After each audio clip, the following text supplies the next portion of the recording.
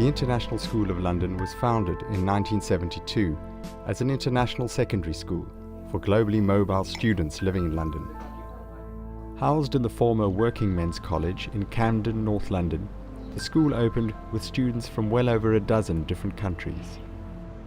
From the beginning, ISL valued and nurtured students' cultural and linguistic identities through regularly scheduled mother tongue lessons as an integral part of a rigorous academic program. I was head of biology at an independent school in London. I was ready for a change. The ad said that it would be leading towards the International Baccalaureate, which was really exciting. So we started with 64 students and a wonderful feeling that everything we were doing was new. I joined the school in 1977 as a maths teacher, and the kids were just an extraordinary bunch of people. They were just from all over. The point of the mother tongue course was twofold, really, I think. Their own culture was maintained in a way that it was possible for them to return to their own countries, having not lost too much of their own language and their own values. But also it was important because it gave them value within our system, or the international system. From the start, another hallmark of ISL has been its pursuit of the best educational options from worldwide curricula. In 1976, ISL became one of the first schools in the world to offer the International Baccalaureate Diploma, graduating its first IB Diploma class in 1978. There's a strong case for saying that the schools like ISL, which were part of the IB in the early stages, should be seen as pioneer schools. 12 years later, ISL, which was a secondary school, would come to merge with another London-based school, the International Community College, which was predominantly a primary school. ICC was started by respected businessman and educator Nadim Makarim, here with his son Amin. Mr. Makarim had previously founded two schools, in Nigeria and Lebanon. My father started his early career in finance, in banking, and one of his first projects was actually to set up a branch for the bank he was working for in Nigeria, and he moved there in the early 60s. When we got there, we thought the community needs a school. Not only the Lebanese community, but the Arab community want to join because of the Arabic language. With some other community members, he set up the Lebanese Community School, and it's recognized now as one of the leading schools in Lagos. The Makarim family later left Lagos and returned to Lebanon. After his successes in Nigeria, Mr. Makarim's interest in education spurred him to take over and run the school that he himself had studied at years before in the mountains of Lebanon. It was quite an old school, established in the late 1880s. He wanted to give back to the community, so he started putting development plans into really reviving it, from development of facilities to associations with the International College in Beirut to bring up the academic quality. And the school, in a very short period of time, became one of the leading schools in the area. Forced to move because of the war in Lebanon, the family went to the UK. Mr. Makarim soon began to look at the feasibility of starting a school for international students in London.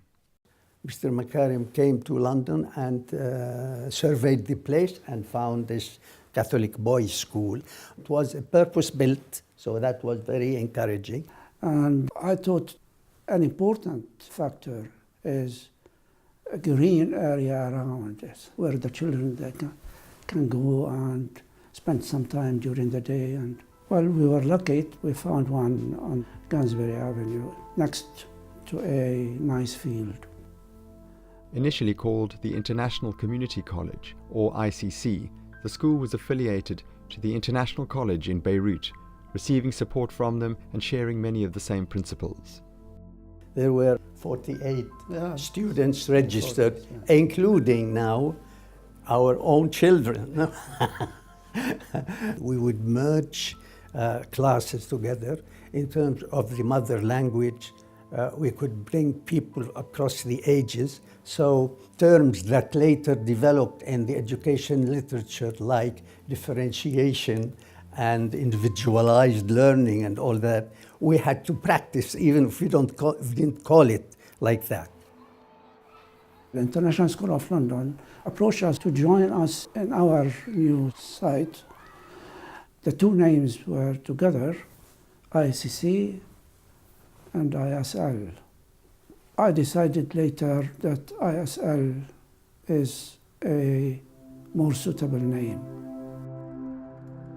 And so from 1990, the combined ISL began focusing on enhancing the depth and breadth of the education that it offered.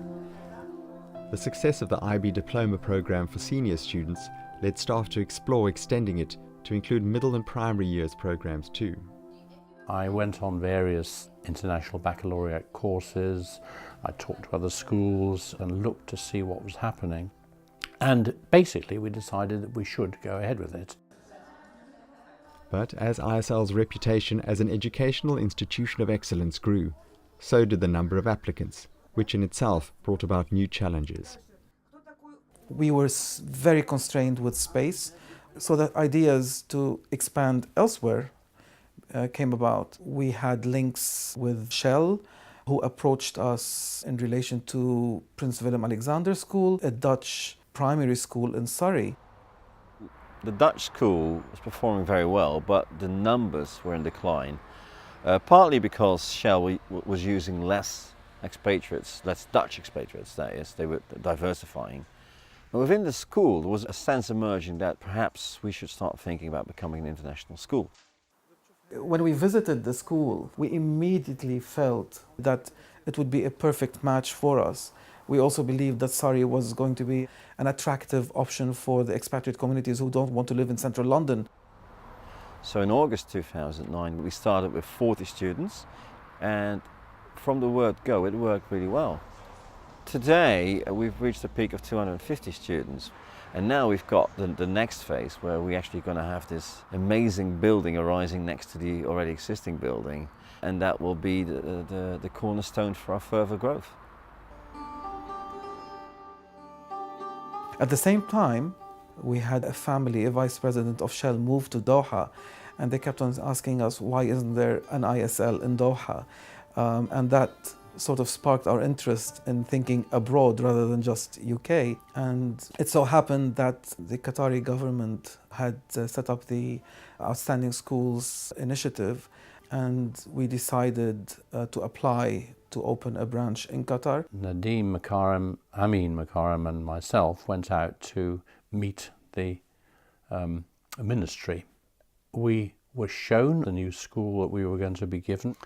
It was built as a boys' secondary school, but without a lot of facilities. We had no internet, we had no power, obviously no furniture or details like that. It's an extraordinary thing when you start a school because nobody knows anything and everybody is new. It was terribly hard work, but it was extremely rewarding work because you got the thing going. ISL Qatar has become the school of choice for international students and parents in Doha. We have over 70 different nationalities in the school and a diverse faculty, which is over 48 nationalities now. We add something special to the students, a languages program that allows the students to maintain their identity, retain their mother tongue language, and help develop their cognitive learning.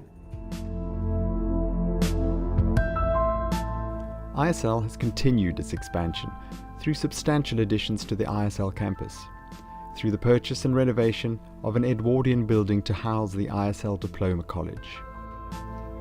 Today, ISL welcomes over 1,800 students, representing 62 nationalities and speaking 27 languages. True international education is about a state of mind and an approach. The ISL Group of schools aims to develop internationally minded students by helping them understand how they can contribute to their global society.